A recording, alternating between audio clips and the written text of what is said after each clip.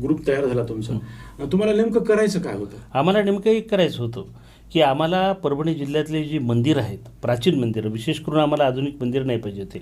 साधारणतः ज्या मंदिरांचा कालावधी 11व्या-12व्या शतकातला आहे बरं का, त्या मंदिरांचे आपल्याला सर्वेक्षण करून त्याची स्थिती, विशेष करून त्याचं मेजरमेंट, त्याच्यानंतर तुम्हाला सांगतो तिथले उत्सव यात्रा परभणी जिल्ह्यातल्या अशी किती मंदिर असे तुम्हाला सांगतो आम्ही जवळपास 34 मंदिरं केलीत बरं का. त्याच्यातले 30 मंदिर अतिशय इंटॅक्ट चांगल्या पद्धतीचे आहेत बरं का.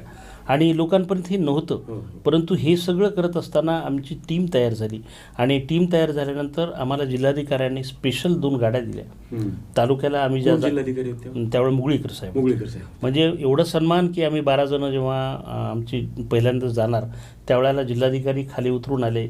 त्या कॅम्पसमध्ये गाड्या होत्या, तिथं त्यांनी नारळ फोडलं, आम्हाला शुभेच्छा दिला